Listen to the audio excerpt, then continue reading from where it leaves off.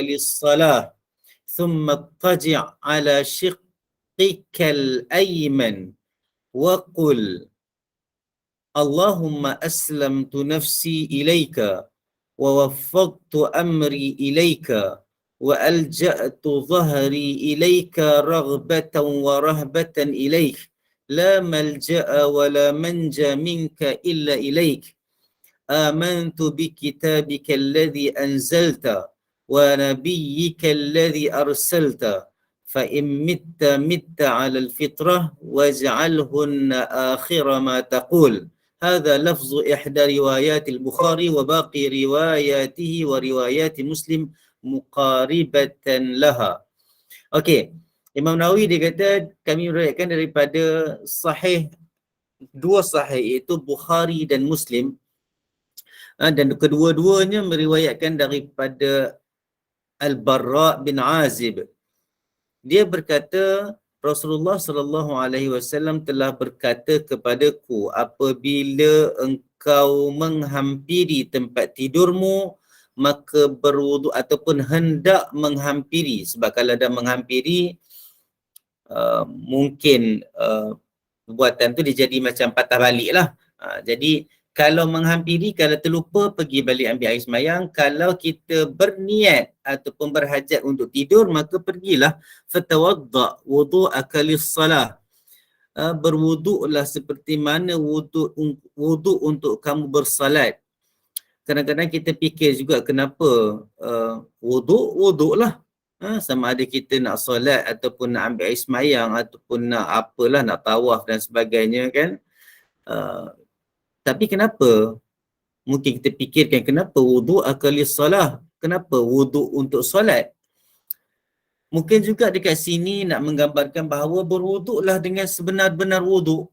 Mungkin kadang-kadang kalau kita wuduk untuk pegang Quran dan sebagainya, mungkin wallahu alam kita ambil wuduk, kita tidak membezakan antara wuduk tetap sah juga mungkin, sebab wuduk ada perkara-perkara sunnah, perkara-perkara sunat untuk kita buat semasa kita ambil wuduk. Jadi bila kita nak solat itu satu ibadah yang besar, satu perkara, satu ibadah yang kita kena jaga, seperti mana yang Nabi sebut awwalu ma yuhasabu yaumal qiyamah, ataupun dalam riwayat lain fil qabr as-salah. Perkara yang pertama ditanya di akhirat nanti ataupun dalam satu riwayat yang lain di dalam kubur adalah salat. Maka kalau kita berwuduk untuk wuduk solat itu maksudnya Nabi nak suruh kita berwuduk bersungguh-sungguh, datangkan dengan wuduk yang paling sempurna, dengan perkara-perkara sunnah, perkara-perkara sunat yang ada di dalam itu. Jadi fatawadda wudu'aka lis-salah, berwuduklah kamu seperti mana wuduk kamu untuk bersalat. Kemudian dia kata ittaji' ala shiqqikal ayman, kemudian kamu pun berbaringlah, mengiringlah di atas lambung kanan kamu, di atas iringan belah kanan kamu. Dalam riwayat lain kita dah sebut dah sebelum ni, saya tak pasti kita jumpa ataupun saya yang jumpa, letak tangan dekat pipi kanan. Maka kita tidur dalam keadaan yang orang tidur dalam keadaan yang tenang, tangan tidak melewang rata-rata. Bila kita mengiring, letak tangan dekat atas pipi kanan, ada satu tulisan yang disebut tentang kajian saintifik bila kita letak tangan dekat pipi kanan. Saya ada baca juga tapi saya tak ingat sangat apa detail ya. Tetapi segalanya merujuk kepada inilah mukjizat ataupun nasihat Nabi Muhammad sallallahu alaihi wasallam tentang beberapa kedudukan kita dalam beberapa situasi yang kita rasa agak remeh, tetapi agak kecil, agak ringan, tetapi bagi dalam Islam Nabi dah pesan macam-macam perkara supaya kita berkeadaan bagaimana, kerana ianya melibatkan juga secara dia panggil i'jaz ilmi, secara saintifiknya dia memberi kesan yang positif kepada sistem tubuh badan manusia itu. Termasuklah bila kita tidur macam tu, mungkin lebih nyenyak. Kita percaya kepada hadis Nabi SAW mesti ada kebaikan, tetapi kalau kita tak jumpa lagi kesan-kesannya yang baik dalam diri kita, sekurang-kurangnya kita sudah mengikut sunnah Nabi, kalau kita dapat kebaikan-kebaikan dari segi sistem biologi badan kita, maka itulah bonus, itulah perkara yang baik kita dapat daripada hasil daripada kita mengikut sunnah Nabi Muhammad sallallahu alaihi wasallam. Dan kalau kita perasan pun, kalau kita tidur belah kanan tapi tangan kita tak duduk bawah pipi kita, jadi tangan kita ni agak kadang-kadang cepat lenguh. Kadang-kadang bila kita bangun kita kebas, darah tak sampai dan sebagainya. Jadi susun atur ataupun posisi badan kita yang sebegitu yang dipesan oleh Nabi Muhammad sallallahu alaihi wasallam itu, itulah yang sebaiknya insya-Allah. Itulah yang sebaik insya-Allah. Dan letakkanlah badan kamu di atas lambung kanan kamu dan katalah dan bacalah dan berzikirlah dan berdoalah. Itu maksud dia lah, waqul, dan katakanlah, Allahumma aslamtu nafsi ilaih, sesungguhnya Allah ya Tuhanku, sesungguhnya aku menyerahkan diriku kepadamu. Wa fawwadtu amri ilaika. Perkataan-perkataan Arab ni kalau kita tak biasa dia akan jadi tergeliat lidah lah, sebab dia bukan bahasa kita, kita perlu juga memahami apa yang kita sebut dalam bahasa Arab ini. Sekurang-kurangnya kalau kita terlupa lafaz Arab itu, kita berniat je dalam hati kita apa yang kita faham dalam bahasa Melayu. Contohnya macam itulah. Itu sebab doa-doa dalam bahasa Arab ni, doa-doa ini perlu kita faham maknanya. Mungkin pada satu ketika kita terlupa, tetapi kita teringat saja tema dalam doa itu, kita niatkan dan adakan dalam hati kita supaya kita tidak jauh pergi daripada apa yang diajarkan oleh Nabi Muhammad sallallahu alaihi wasallam kalau kita terlupa. Wa fawwadtu amri ilaik, dan aku menyerahkan segala urusanku kepadamu. Wa alja'tu dhahri ilaika, dan aku memohon perlindungan ke atas belakangku kepadamu.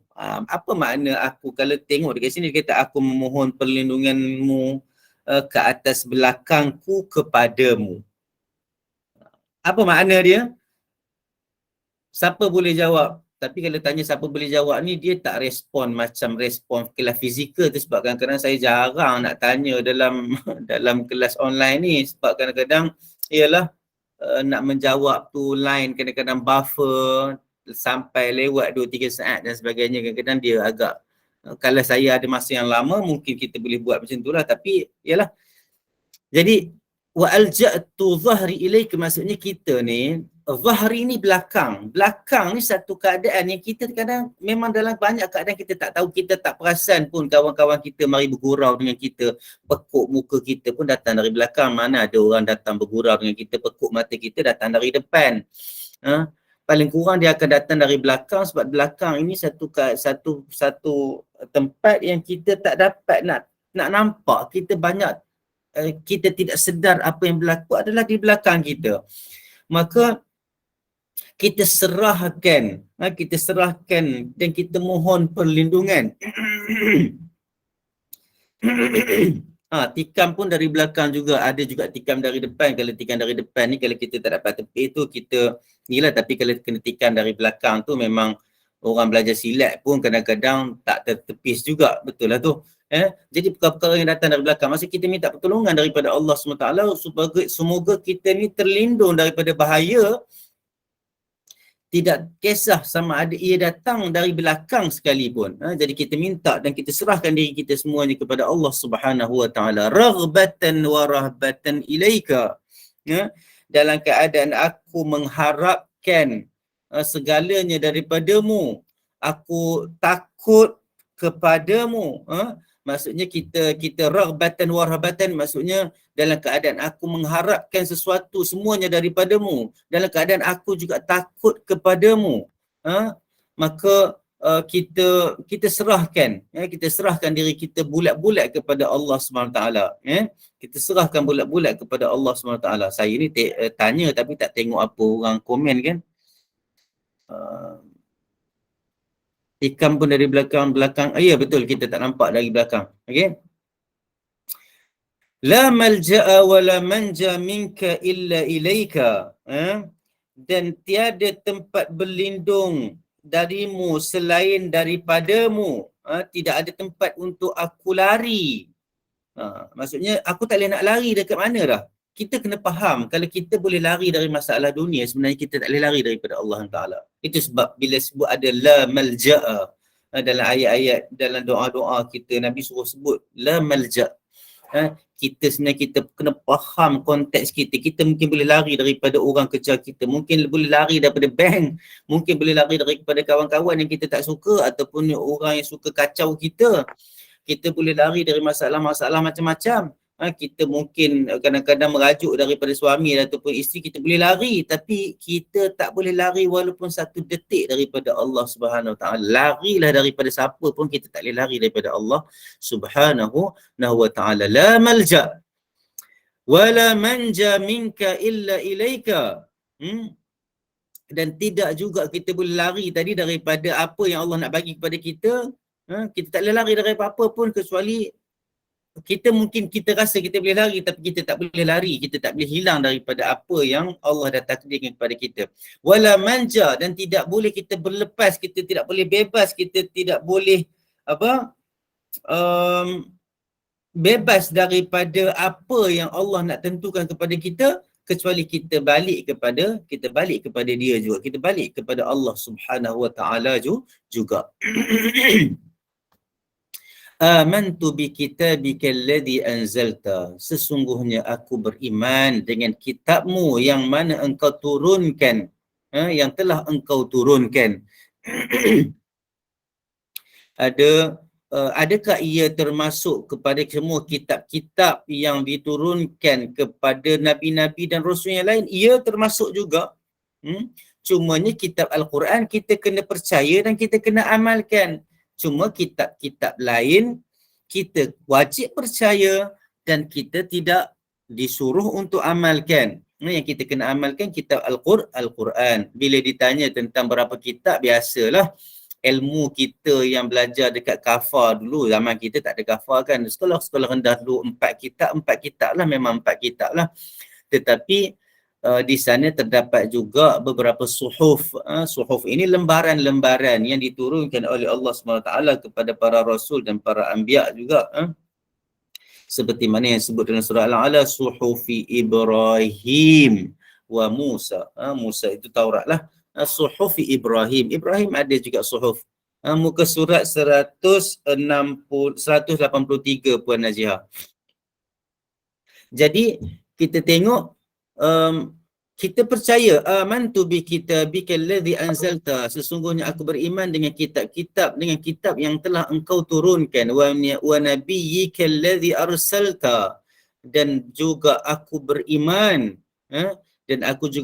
dengan nabi kamu yang engkau telah utuskan. Yang ni kita beriman lah. Kita beriman dengan Nabi Muhammad sallallahu alaihi wasallam dan juga para rasul dan para anbiya. Berapa jumlah kita, wallahu a'lam. Yang disebutkan itu adalah 25 yang macam kita belajar itu, tapi kat sana banyak lagi nabi-nabi dan rasul telah diutuskan oleh Allah Subhanahu wa taala. Lepas tu Nabi kata fa'in mitta 'alal fitrah. Kalau kamu matilah malam tu, kalau kamu matilah selepas itu, engkau telah mati di atas fitrah. Di atas fitrah ini maknanya adalah Islam lah, di atas Islam. Sebab fitrah itu, manusia itu dilahirkan di atas fitrah, di atas Islam. Maksudnya sebab kita lahir, kita dah di alam arwah itu, kita dah mengaku dah Allah Ta'ala itu sebagai Tuhan kita. Maka kita ini Islam, Alhamdulillah. Itu sebab dalam satu hadis yang lain, kullu mauludin yuladu alal fitrah. Setiap kelahiran itu dilahirkan di atas fitrah. Fa'abawahu yumajjisanahu aw yahwidanahu aw yunassiranahu, atau kama qala sallallahu alaihi wasallam, maka ibu bapa itulah yang menjadikan dia itu majusi ataupun Yahudi ataupun Nasrani. Maka condition ataupun situasi persekitaran itulah yang mengubah fitrah manusia itu. Jadi fitrah itu kembali kepada Islam itu sendiri. Maksudnya kalau kita baca doa ini, Nabi kata kalau kamu mati kamu itu di atas fitrah, di dalam Islam, insya-Allah. Sebab dalam itu ada kalimah-kalimah iman, kalimah-kalimah akidah, kalimah-kalimah tauhid, yang mana dia menarik balik segala perkara yang kita mungkin leka dan lalai di atas muka bumi ini. Kalau baca doa ini dengan faham, Wallahu alam, diharapkan ada keinsafan dalam diri kita, sebab kadang-kadang kita nak tidur pun kita marah orang lagi, dalam nak tidur pun kita ada takabur lagi, naudzubillah, dalam tidur pun kita macam-macam dalam kepala kita. Maka bacalah doa ini, aku serahkan diriku kepadamu ya Allah, aku serahkan segala urusanku kepadamu ya Allah, aku tak mampu apa yang akan datang di belakangku, depan pun kadang-kadang kita tak mampu nak tepis, tapi di belakang ini lebih-lebih lagi. Aku tak mampu, aku serahkan, aku minta tolong daripadamu ya Allah. Aku takut kepadamu ya Allah. Aku harapkan kepadamu ya Allah. Aku tahu tidak ada jalan untuk keluar, nak lari, nak bebas daripada apa pun daripadamu, kecuali kepadamu lah aku balik. Aku beriman dengan kitabmu yang kau telah turunkan. Aku beriman dengan nabimu yang telah engkau utuskan. Ya, itulah kalimah-kalimah aqidah, kalimah-kalimah tauhid yang kita baca. Waj'alhunna akhira ma taqul, dan jadikanlah, Nabi pesan, dia kata jadikanlah perkataan ini adalah perkataan terakhir kamu sebut. Maksudnya kalau kita mati dalam hidup, dalam tidur, maka insya-Allah kita puas hati, insya-Allah. Puas hati dari segi apa? Dari segi ungkapan yang kita ucapkan. Bila kita berdialog ataupun kita berurusan, kita bercakap dengan Allah Subhanahu wa taala. Imam Nawawi dia kata hadza lafzu ihda riwayat al-Bukhari. Inilah satu riwayat, satu lafaz di antara riwayat-riwayat dalam Sahih Bukhari. Dan juga baki riwayat-riwayat lain di dalam Muslim, datangnya, maksudnya riwayat-riwayat jalur periwayatan di dalam Muslim juga datang dengan lafaz-lafaz yang hampir sama dengan lafaz yang terdapat di dalam Sahih Bukhari. Dan kedua-dua mereka ini mendapatkan hadis ini melalui jalur Barra' bin Azib. Barra' bin Azib.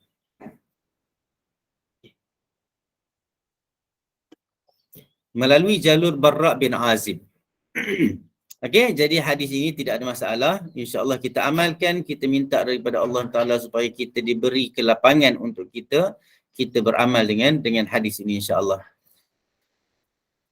Kejap, ada satu soalan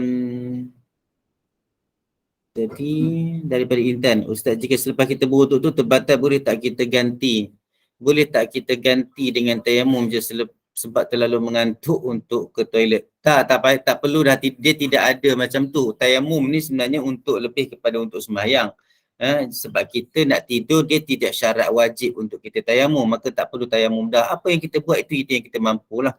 Tayamum ini dia ada sebab-sebab yang tertentu. Dia tidak ada tayamum sebab kita tak larat nak pergi ambil wuduk sebab mengantuk. Wallahu alam, itu perbahasan ulama fiqh yang saya wallahu alam belum lagi jumpa. Elok kita tayamum. Nak tayamum nak sapu dekat mana pula? Satu kerja pula.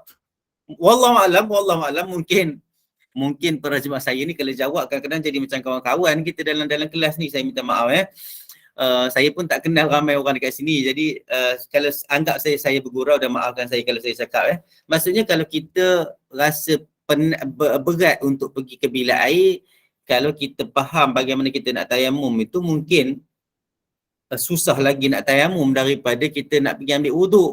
Sebab tambah-tambah kalau ikut kaedah-kaedah yang ustaz-ustaz dululah ajar mungkin kan, kena ada tanah, debu tanah, lepas tu kena ayak lah kan, ataupun sekarang ni dah ada debu yang dijual kan, taharah itu. Wallahu alam, tetapi saya tidak melihat, wallahu alam, saya tak jumpa lagi perbahasan untuk mengatakan bahawa kalau tak mampu untuk ambil wuduk kecuali untuk semayang, maka kena pergi tayamum dan sebagainya. Kecualilah kalau ada di sini yang mungkin mengikut mazhab-mazhab lain selain daripada mazhab Syafi'i, yang boleh tepuk dekat dinding, tepuk dekat batu contohnya kan. Kalau macam kami dekat sana hari tu, macam saya pernah kongsikan sebelum ni, kita tayamum dekat sana dengan batu sebab Imam Malik pemahaman dia tentang ayat tayamum sa'idan tayyiban famsahu tu, sa'idan tayyiban kullu ma sa'ada ala wajhil ard, semua benda yang timbul daripada bumi ini boleh dikategorikan sebagai alat untuk tayamum. Maka dekat situ juga isu mustakmal tak wujud. Sebab kalau batu tu dah digunakan kena buang, tak, batu itulah juga yang ada dalam masjid, batu itulah yang digunakan bertahun-tahun duduk dekat dalam masjid itu, maka itu dalam bait tayamum lah. Jadi insya-Allah tak apa, saya tak jumpa lagi, wallahu alam, mungkin boleh tanya ustaz lain juga, tetapi daripada apa yang saya jumpa, saya belum lagi bertemu dengan dengan perkara itu, wallahu alam. Okey, assalamualaikum ustaz. Ini sama dengan amalan selepas main sunat fajar kan, tapi doa. Ya, ada banyak-banyak doa sebenarnya yang kita jumpa di dalam zikir-zikir yang ada pengkhususan waktu ni, sebenarnya ada juga terdapat di dalam tempat-tempat lain yang ada pengkhususan tempat-tempat lain juga. Itu sebab kadang-kadang kita jumpa hadis-hadis yang hampir sama dari segi lafaz, ataupun lafaznya memang sama betul-betul. Contohnya kita akan jumpa nanti a'udzu bikalimatillahi tammati min syarri ma khalaq, contohnya disuruh baca selepas ada di pagi dan petang, ada yang dibaca sebelum nak tidur. Kalau tak silap saya, lepas tu ada juga riwayat yang datang bila kamu turun di tempat-tempat yang kamu pergi, bacalah a'udzu bikalimatillahi tammati min syarri ma khalaq. Maka itu memang ada pengulangan mengikut apa-apa yang datang daripada Nabi Muhammad SAW. Itu sebab pengkhususan tentang satu-satu zikir pada tempat-tempat dan waktu-waktu yang tertentu ini perlu kepada dalil. Kita tak boleh mengkhususkan sendiri. Nabi sahaja yang boleh mengkhususkan. Boleh tapi kalau kita nak baca sebab kita teringat pada waktu itu perkara lain. Tetapi kita tak boleh mengkhususkan kecuali apa yang Nabi Muhammad SAW sudah mengkhususkannya, ya. Jadi kita dah pernah jumpa dah mungkin lafaz yang hampir dengan doa ini pada tempat yang lain.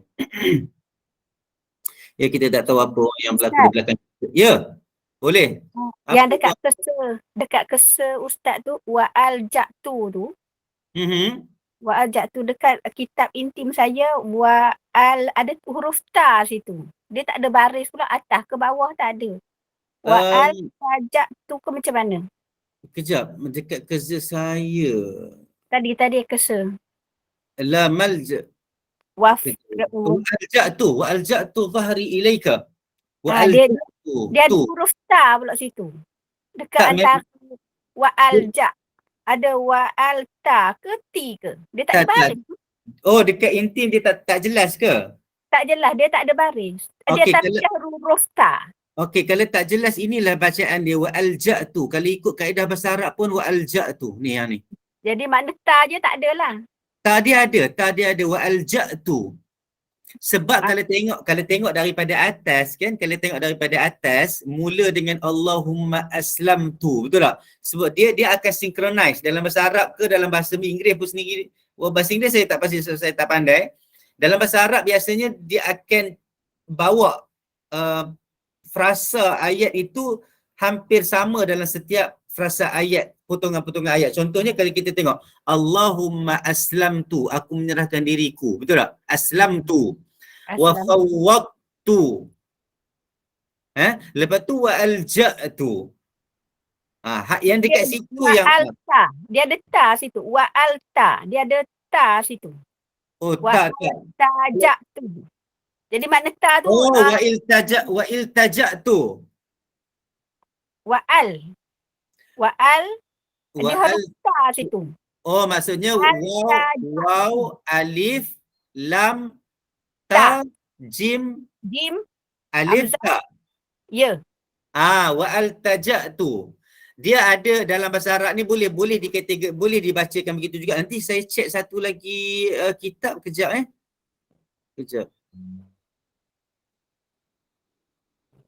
Kejap saya tengok dekat satu lagi cetakan, takut saya terlepas. Sebab kalau kat sini wa alja'tu. Ya.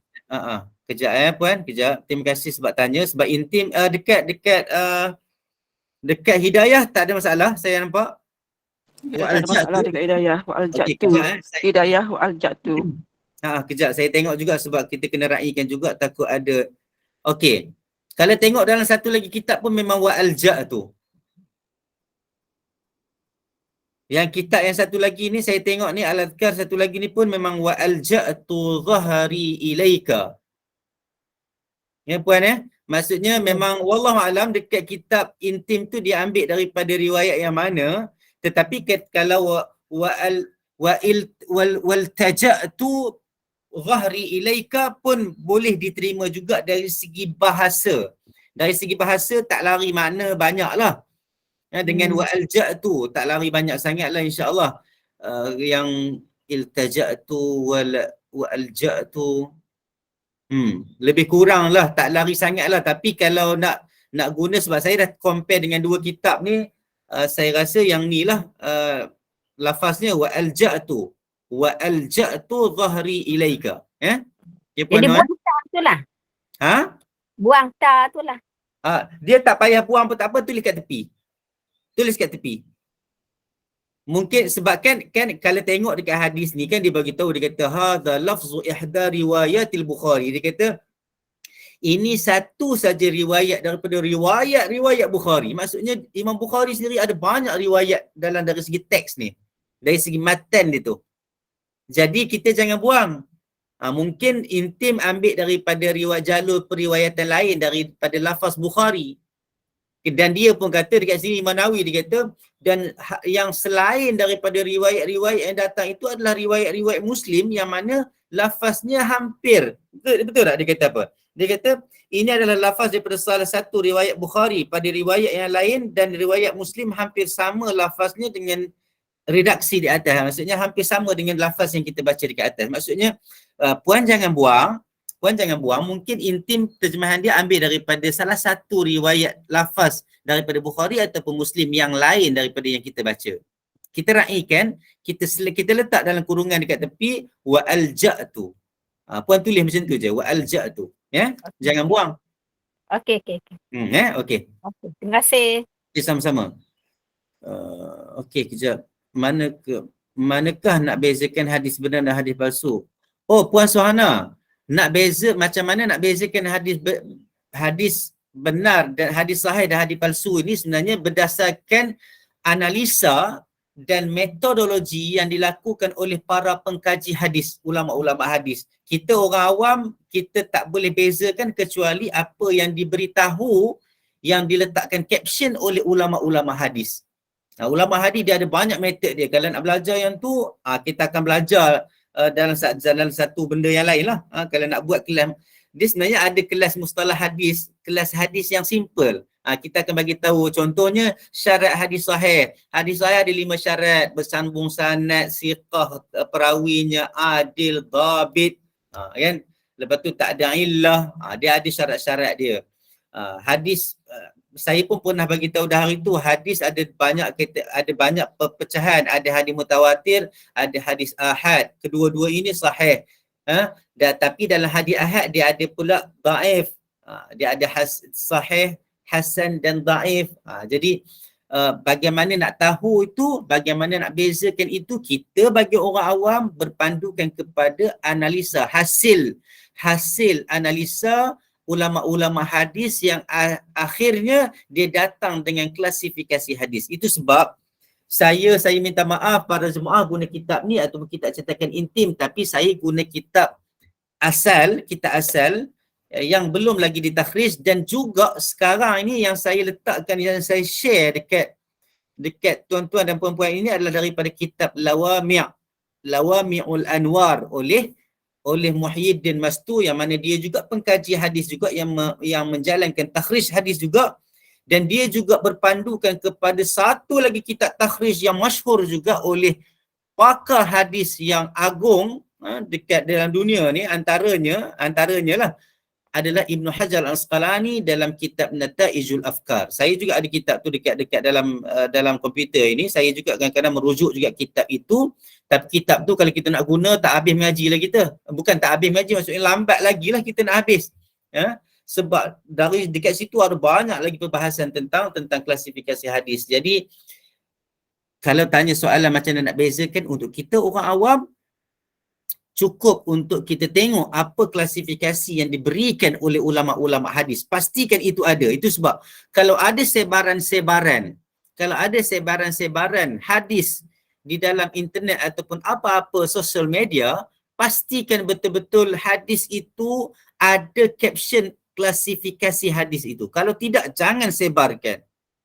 walau bagaimanapun terdapat juga dulu saya pernah jumpa sekali dua bila orang yang nak sebarkan hadis tanpa ada kisah tentang status hadis, kadang-kadang dia sanggup ambil sahaja perkataan nama, jual, orang panggil apa? Orang panggil jual nama Bukhari, jual nama Muslim. Cukup. Saya pernah jumpa hadis yang macam tu. Saya pernah jumpa hadis. Macam baru ni kita pernah jumpa, saya minta maaf cakap, contohnya tentang isu hadis garam. Hadis garam. Siapa yang makan garam pada awalnya, awal sebelum makan, selepas makan contohnya.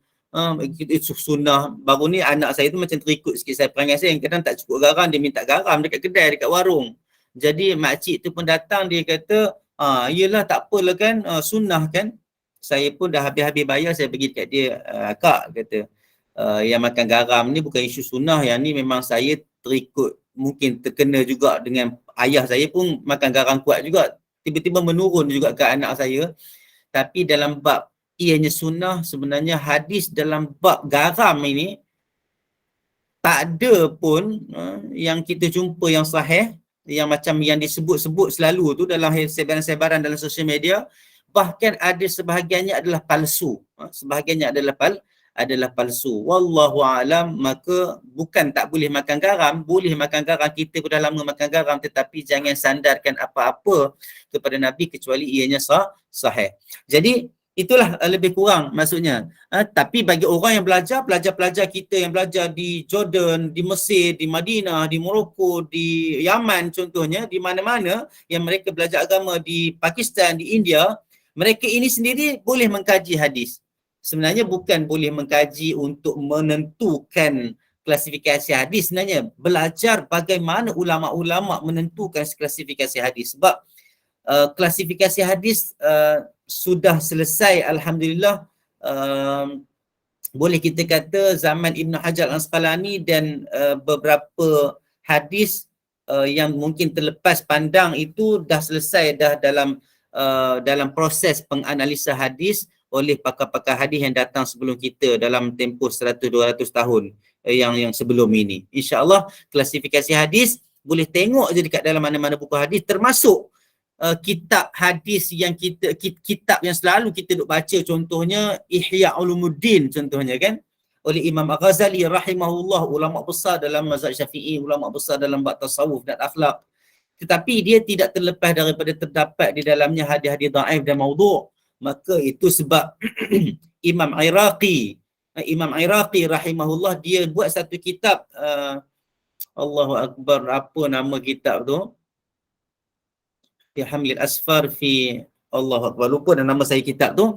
Dia kitab yang mentakhrijkan hadis-hadis yang ada di dalam Ihya Ulumuddin. Jadi siapa-siapa yang nak beli kitab Ihya Ulumuddin, pastikan di bawah nota kaki dia tu ada takhrij ataupun pengklasifikasian hadis oleh imam-imam lain ataupun Imam Iraqi yang buat takhrij hadis itu. Maka soalan itu nampak senang, tapi saya kena ceritakan juga supaya kita menjadi orang-orang sentiasa berjaga-jaga tentang hadis-hadis yang datang.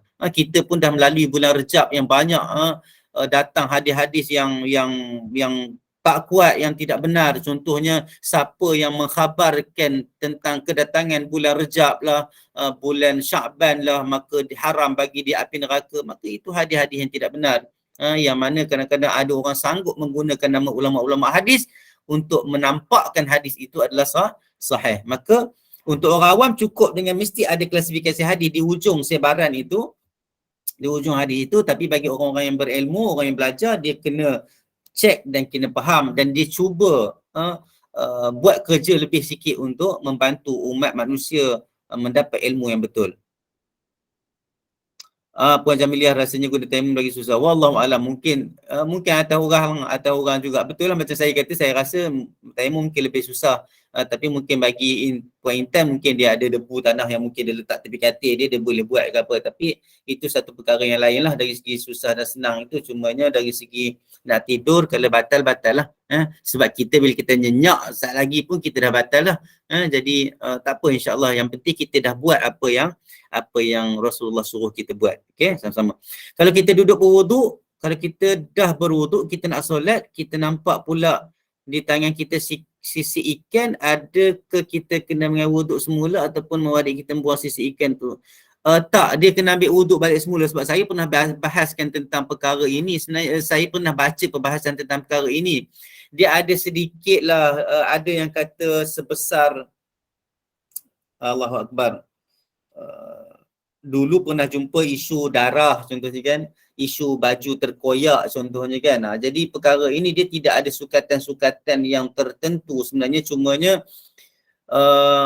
yalah kalau sikit tak apalah, kalau sisi ikan tu mungkin si kecil sangat, ikan kecil, tapi ikan ni biasanya kalau kita makan ikan dekat, kalau orang menjala ikan mungkin dia dapat sisi ikan yang kecil, tapi kalau kita duduk kat rumah menjala ikan dekat pasar ni biasanya sisi ikan besar. Jadi sebesar sisi ikan tu biasanya dia tidak mengesahkan, dia tidak membuatkan wuduk kita tu sah. Jadi kita buang sisi itu dan ambil air semayang semula ambil air semayang semula insya-Allah.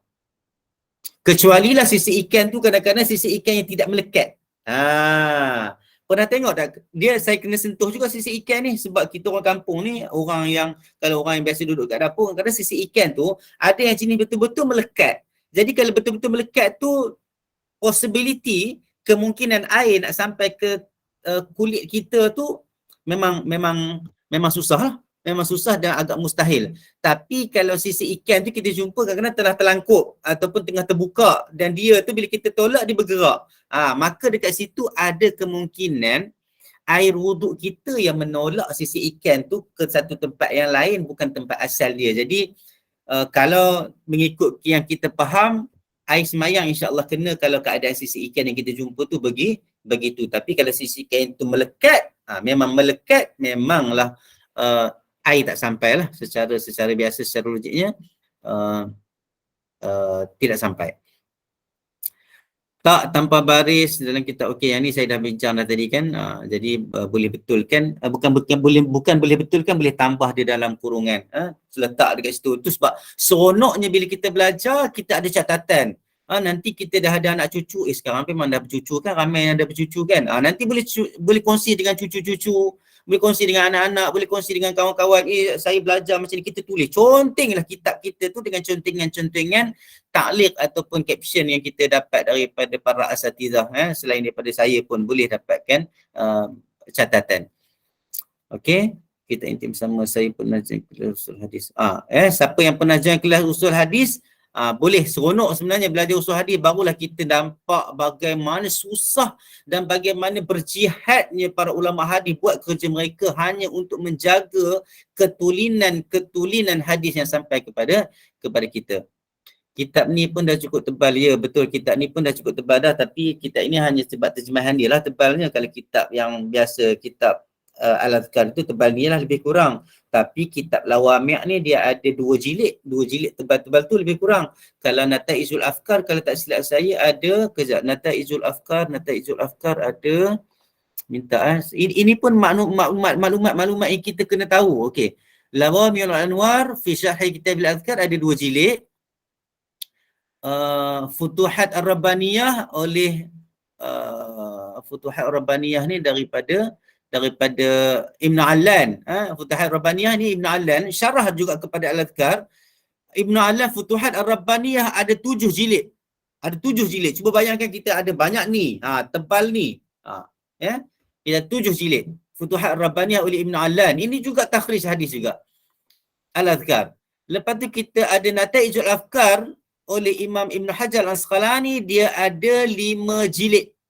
Dia ada 5 jilid. Maka itu pengetahuan kita lah, maklumat kita bila kita belajar tentang satu-satu ilmu. Maka itulah insya-Allah. Kejap. Okey, ada soalan lagi tak? Sebagai orang awam memang kita akan terkeliru untuk bezakan hadis sahih. Ya, betul, terkelirunya kita sebenarnya silap asatizah juga sebenarnya. Saya minta maaf cakap sangat-sangat. Para asatizah perlu amanah. Termasuk saya pesan kat diri saya juga sebenarnya, astaghfirullahalazim, minta ampun daripada Allah Ta'ala supaya saya pun mampu untuk menjaga benda ni. Tolong pastikan bila kita nak sebuah hadis, ada sekurang-kurangnya kita tahu hadis itu sahih. Kita dah check dah hadis itu sahih walaupun kita tak sempat nak bagi tahu. Yang paling bagusnya adalah bagi tahu hadis itu sahih daripada mana sumbernya. Tapi mungkin dalam kita bercakap-cakap dalam kelas kuliah ni, kita tak sempat nak pergi kepada banyak perkara juga dari segi kita nak memberi klasifikasi hadis itu. Tetapi pastikan betul-betul hadis yang kita bawa oleh asatizah bawa itu adalah hadis yang sahih. Dia kena pastikan. Dia bukan hanya ambil daripada surat khabar, datang dalam dia baru dah baca TikTok tadi, dia pun sebut dalam kuliah, dia tak boleh. Eloknya dia, kecualilah dia dapat itu dah ada klasifikasi hadis itu. Okey. Dan kalau dia nak buat sebaran secara bertulis ataupun apa-apa, dia kena ada klasifikasi hadis itu. Dia kena bagi tahu hadis itu datang dari mana. Sama jugalah Quran tak ada isu sangat, itu pun ulama-ulama sentiasa bila nak sebut, okey, dalam surah Al-A'raf ayat berapa, dalam surah Baqarah ayat berapa, supaya semua orang tahu. Itulah referensi kita bila kita belajar perkara, ikatan dan tali kita itu adalah kukuh dan benar, insya-Allah. Jadi kita harapkan, kita juga harap kepada asatizah juga sentiasa amanah dan berhati-hati dalam perkara ni. Sabdaan Nabi pasal 1 Syaban masih tersebar ustaz dan itu betul. Ya, betul. Kalau tersebar sabda Nabi hadis yang tak betul, itu apa tindakan kita untuk menegur orang-orang? Kita stop, jangan sebarkan. Untuk kita stop, jangan sebarkan. Untuk orang, saya punya amalan biasalah. Saya punya amalan biasa kalau dalam bab-bab yang saya tengok hadis ni palsu, hadis ni tak kuat, saya akan tak tegur dalam grup, nanti dia malu. Saya tak tegur dalam grup. Ini antara cara lah yang saya buat. Kita tak tegur dalam grup, nanti dia malu. Mungkin dia pun tak tahu juga.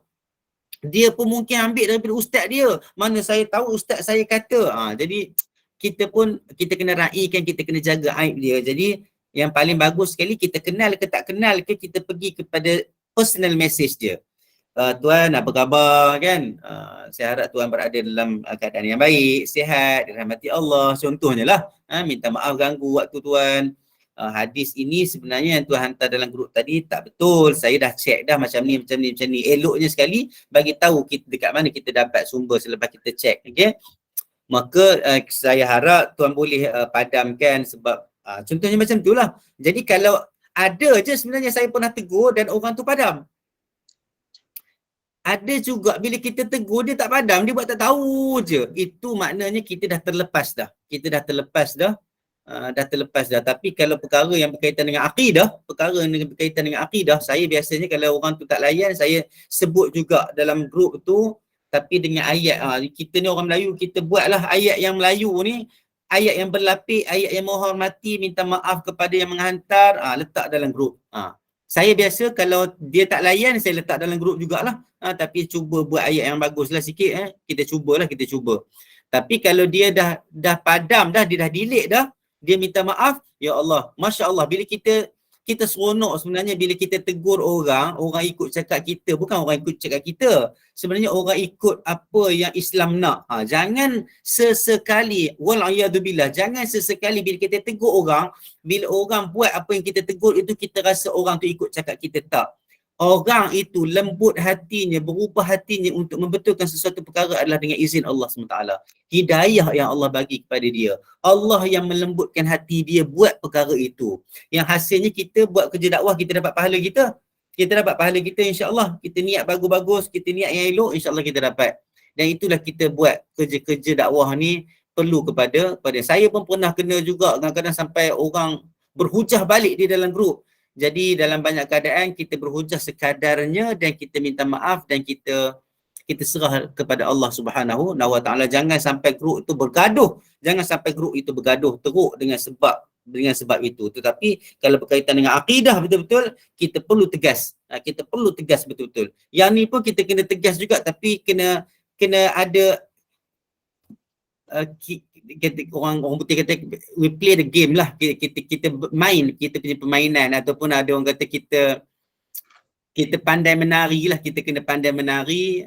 Maksudnya bagaimana kita nak ada lenggang-lengguk kita dalam kaedah kita menegur orang tu, ya, insya-Allah.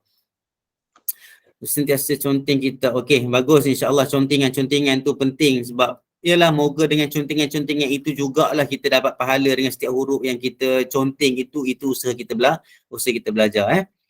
Okey, insya-Allah. Ya Allah ya Tuhanku, baru satu hadis ni. Saya minta maaf banyak-banyak, baru satu hadis. Ada yang angkat tangan lagi ni, Ustaz, Roslan. Ya. Ustaz, saya tadi saya terdengar Ustaz kata darah kan. Kalau kadang-kadang kita garuk kaki kita, buku lari tiba-tiba berdarah sikit. Itu tak apa Ustaz, kita boleh teruskan ni kalau tengah semayang. Kalau sikit tak ada apa-apa. Kalau sikit tak ada masalah insya-Allah. Tapi kalau dia macam ni sikit dan banyak tu sebenarnya dari segi adat kita tengok tu banyak lah. Kita ambil lah semayang lah balik semula. Tapi kalau macam alamat sikit, tak apalah. Tapi jangan beza, jangan bandingkan dengan orang pergi berjihad. Orang pergi berjihad kan, baju mungkin terkena darah ke apa semua, dia orang semayang, itu hukum lain lah tu. Sama tapi, juga dengan Tapi Ustaz, kalau terkena kain semayang kita boleh ke Ustaz? Kalau telah dekat bahagian buku lali berdarah sikit ke? Itu yang kita tengok tadi tu. Ada yang saya pernah baca ulama letak sebesar duit 10 sen, 5 sen tu kan, maksudnya besar ujung kelingking kita ni masih boleh diterima lagi lah, tapi kalau lebih besar tak boleh lah. Maksudnya kita kena basuh lah, basuh darah ni kadang-kadang dia hilang warna ataupun dia kadang-kadang tak hilang, tapi cukup lah dengan basuh, kita dah gonyol tak usah dah, tapi tak hilang juga warna darah tu, tak apalah, semayang je insya-Allah, ambil semayang kita semayang balik semula je. Kita semayang balik semula. Mana Ustaz, kalau kita kena sikit aja dia punya darah tu. Kalau sikit je tu, kalau kena kat bucu sikit je, insya-Allah okeylah, insya-Allah tak ada masalah kot. Jangan Puan Roslan dah jelas, Ustaz dah jelaskan tu. Terima kasih Puan. Ustaz boleh teruskan kita punya sesi pengajian kita Ustaz. Okey, insya-Allah. Okey, kita teruskan kepada hadis yang seterusnya. Ya Allah, masuk hadis kedua, tapi tak apa, insya-Allah moga perbahasan perbualan yang pertanyaan-pertanyaan ini mendatangkan natijah yang baik dalam kehidupan kita insya-Allah. Okey, wa rawaina fi sahih al-Bukhari an Abi Hurairah radhiyallahu anhu qala wakkalani Rasulullah sallallahu alaihi wasallam bi hifdhi zakati Ramadan fa atani atin faja'ala yahthu min at-ta'am wa dhakara al-hadith. Hadis ini macam menarik juga lagi lah. Hadis-hadis lain pun menarik juga, tapi yang ni ada macam sikit something juga yang kita seronok nak dengar insya-Allah, harapnya. Wa qala fi akhirih idza awaita ila firashika faqra ayatul kursi fa innahu la yazal ma'aka min Allah ta'ala hafizun wa la yaqrabaka syaitanun hatta tusbiha faqala Nabi sallallahu alaihi wasallam sadaqaka wa huwa kadhub dzaka syaitan. Atau kama qala sallallahu alaihi wasallam. Kami meriwayatkan di dalam Sahih Bukhari, Imam An-Nawawi kata kami meriwayatkan dalam Sahih Bukhari daripada Abi Hurairah, daripada Abu Hurairah radhiyallahu anhu qala, dia kata wakkalani Rasulullah sallallahu alaihi wasallam, Rasulullah sallallahu alaihi wasallam telah mengamanahkan kepada aku. Abu Hurairah kata Rasulullah sallallahu alaihi wasallam menyuruh aku, bagi amanah kepadaku untuk jaga zakat pada waktu Ramadan, pada bulan Ramadan. Zakat fitrah, zakat pada bulan Ramadan. Maka telah datang, maksudnya jaga ni sampai waktu malam lah, waktu siang ni orang tak jaga sangat. Jaga juga tapi waktu malam lah lebih jaganya. Lebih kita menjaganya. Lepas tu Abu Hurairah kata fa'atani atin faja'ala yahthu min at-ta'am. Telah datang kepada aku seseorang, dan dia nak makanan, dia ambil makanan. Dalam satu tafsiran yang lain dia kata macam datang mengambil sedikit makanan dalam keadaan macam mencuri, macam nak. Tapi sebenarnya dalam keadaan ini dia tak mencuri lah, sebab Abu Hurairah sedar. Dan dia juga berdialog dan berpesan kepada Abu Hurairah, maka bukanlah kategori mencuri sebenarnya. Dia datang ambil, dia nak ambil lah, dia perlukan makanan itu. Wa dzakara al-hadith, dia sebut, dan dia pun sebutlah hadis itu, dan dia sebut cerita pada waktu malam itulah. Dan seterusnya orang yang datang tadi itu, dia kata dekat seseorang yang datang tadi itu, dia kata dekat Abu Hurairah, dia kata apabila kamu hendak pergi kepada tempat tidurmu, tempat pembaringanmu, kamu nak tidur, maka bacalah ayat kursi. Maka bacalah ayat kursi, orang tu kata. Ini dekat Abu Hurairah. Lepas tu dia kata, dekat Abu Hurairah dia kata sesungguhnya dia lan yazal ma'aka.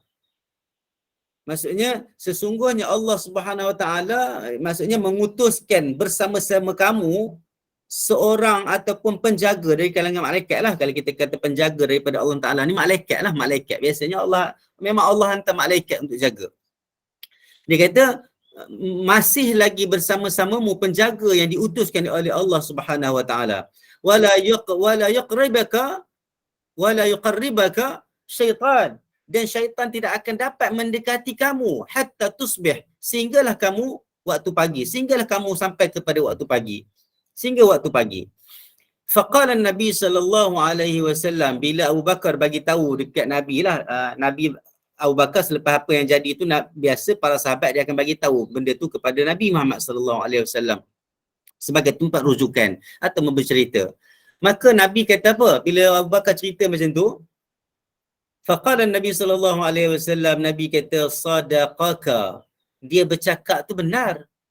Dia bagi tahu apa yang dia beritahu kepadamu tu, wahai Abu Hurairah, benar.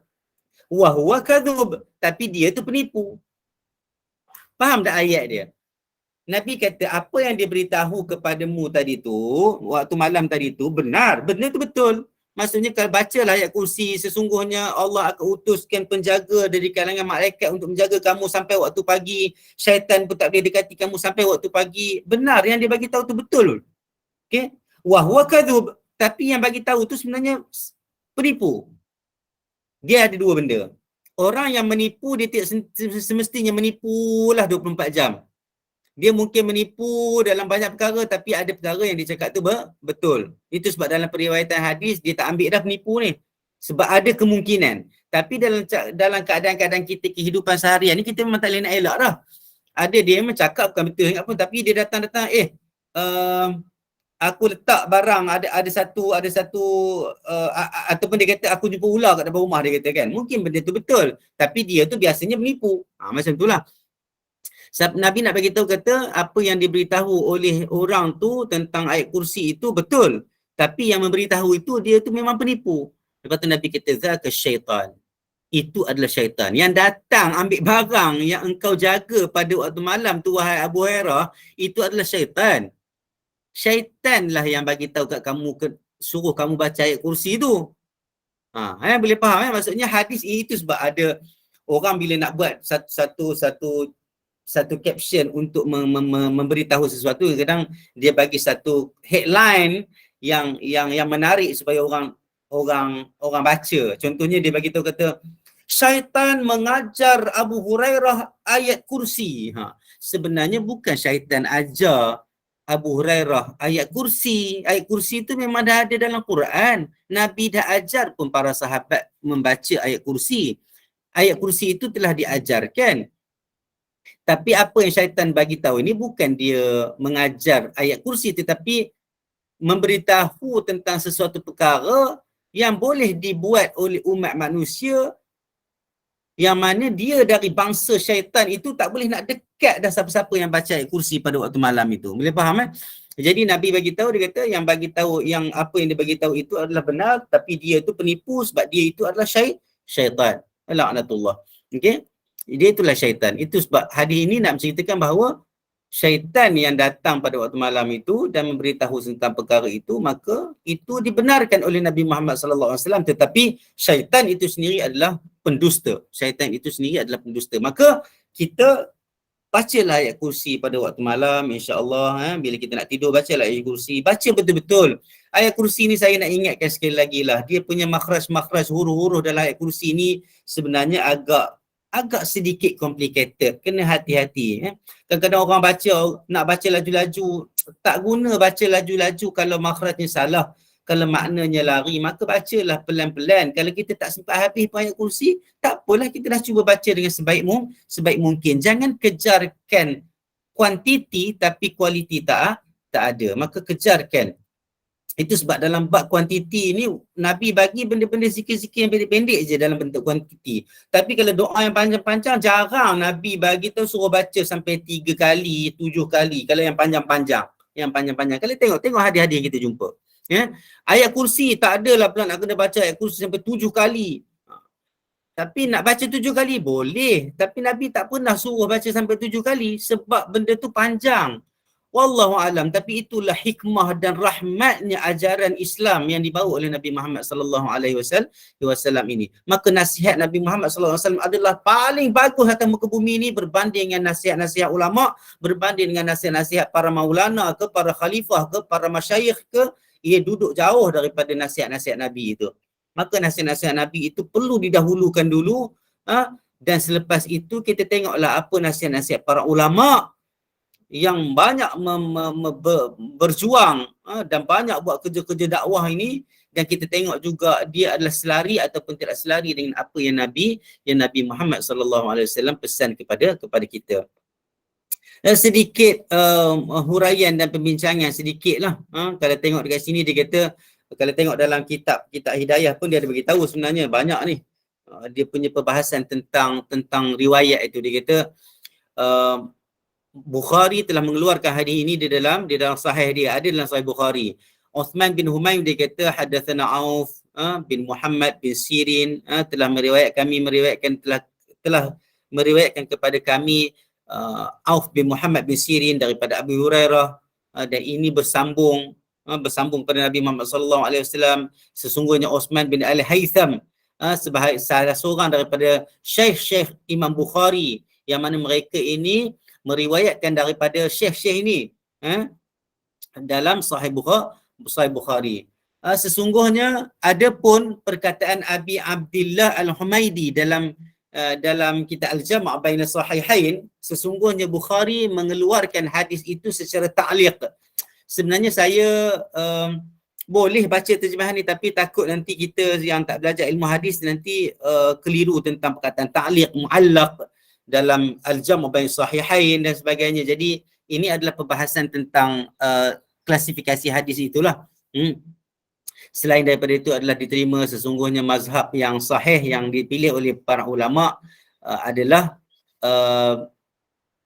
kata-kata Bukhari wa qala fulan mahmul ala sama'atihi minhu. Bila Imam Bukhari dia kata telah berkata seseorang itu, ia adalah membawa makna Imam Bukhari memang mendengar daripada orang itu. Itu kaedah yang dah dibuat oleh para ulama hadis berdasarkan metodologi dan sistem yang mereka telah susun. Wa innamal muallaq, adapun yang muallaq, yang dipanggil muallaq ini yang disebut pada tajuk-tajuk di dalam tajuk-tajuk bab di dalam Sahih Bukhari itu. Muallaq, apa yang telah ditinggalkan, Allahu Akbar, di dalam Sahih Bukhari itu daripada syekh dia ataupun lebih daripada itu, untuk dia mengatakan bahawa hadis ini waqala Auf waqala Muhammad bin Sirin wa Abu Hurairah wallahu a'lam. Ini perbahasan. Saya baca sajalah sebab dalam kitab Hidayah ni ada dia kata diriwayatkan di atas masuk dalam kategori ini. Sedangkan riwayat Bukhari yang muallaq adalah apabila Bukhari tidak menyebutkan nama satu hanya atau lebih. Wallahu a'lam. Kalau nak bahaskan tentang ini saya boleh bahaskan, tetapi saya risau takut kita panjangkan benda ni, sedangkan perkara ini adalah berkaitan dengan klasifikasi hadis itu sahaja. Maka hadis tadi itu tidak ada masalah, terdapat dalam Sahih Bukhari, dan ianya adalah kalau tengok dekat sini dia kata akhrajahul Bukhari fil wakalah. Hadis ini sahih, dikeluarkan oleh Imam Bukhari dan juga Imam Nasa'i. Maka hadis ini boleh diamalkan. Kita bacalah ayat kursi sebelum kita nak tidur insya-Allah. Walaupun itu datangnya daripada syaitan, tetapi ia telah dibenarkan oleh Rasulullah sallallahu alaihi wasallam apabila Abu Hurairah menceritakan perkara itu kepada Nabi Muhammad sallallahu alaihi wasallam. Ia juga berkaitan dengan, mungkin saya boleh kongsi sebenarnya, bolehkah kita guna kepakaran ataupun manfaat yang datang walaupun dia tu bukan Islam. Contohnya ini, tengok boleh ke? Kan syaitan yang suruh baca, takkan kita nak ikut syaitan? Tak, kita tak ikut syaitan. Kita baca ayat kursi kat mana-mana pun kita baca ayat kursi. Kita baca Quran pun kita akan melalui ayat kursi. Cuma tempat-tempat itu yang hadis Abu Hurairah ini adalah selepas Abu Hurairah datang jumpa Nabi, bagi tahu kat Nabi, Nabi bagi tahu sadaqaka, itu benda tu benar. Maka bila Nabi kata perkara itu benar, kita buatlah. Kita buat walaupun benda itu datang daripada syaitan. Itu ditakdirkan oleh Allah Subhanahu wa taala, dan banyak benda-benda kebaikan datang muka bumi ni. Kita belajar macam-macam ilmu pun datang daripada, walaupun sebelum perang salib dulu diceritakan banyak manuskrip datang daripada ulama-ulama Islam dan sebagainya, dan ada juga ulama-ulama yang bukan Islam membuat sesuatu perkara, membuat banyak perkara yang bermanfaat kepada kita dan kita guna. Tidak ada masalah. Nabi berhijrah ke kota Madinah daripada Mekah, dia guna khidmat siapa? Yang pakar dalam bab selok belok padang pasir ni, Abdullah ibn Uraiqid. Ini orang yang berada di atas agama kafir Quraisy, agama musyrikin Mekah. Tapi Nabi menggunakan sebab dia ada kepakaran dalam selok belok jalan di padang pasir. Wallahu alam. Saya mohon maaf kalau hari ini tak dapat banyak hadis. Saya rasa 2 je hadis hari ini. Saya minta maaf sangat-sangat. Semoga ada manfaat kepada kita, ada keinsafan dalam diri kita, ada kelapangan dalam diri kita untuk melakukan perkara ini. Kita mohon daripada Allah Subhanahu Wa Taala, semoga kita dipelihara daripada perkara-perkara yang tidak baik.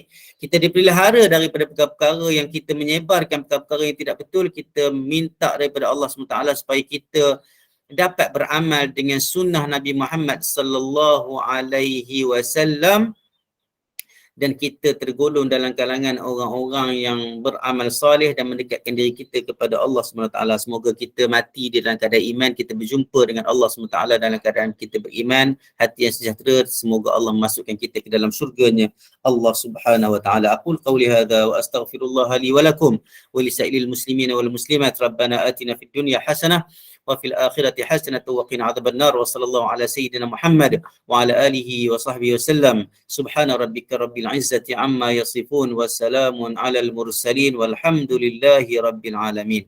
السلام عليكم ورحمة الله وبركاته.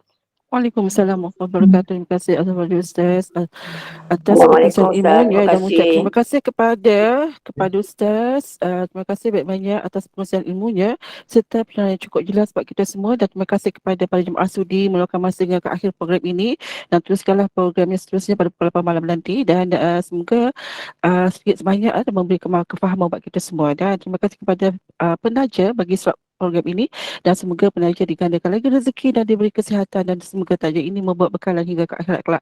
Dan saya mewakili pihak pengusaha mohon maaf jika ada sebarang kesilapan dan salah bicara daripada saya, yang seperti hanya sempurna itu hanya milik Allah SWT. Dan insya-Allah Ustaz kita akan bersambung lagi, dan kita tahukan dulu program kita ini dengan tasbih kafarah dan surah Al-Asr. Silakan Ustaz. A'udzubillahi minasyaitonir rajim. Bismillahirrahmanirrahim. والعصر إن الإنسان لفي خسر إلا الذين آمنوا وعملوا الصالحات وتواصوا بالحق وتواصوا بالصبر. سبحانك اللهم وبحمدك أشهد أن لا إله إلا أنت أستغفرك وأتوب إليك. السلام عليكم ورحمة الله وبركاته. Waalaikumsalam warahmatullahi wabarakatuh. Terima kasih Ustaz.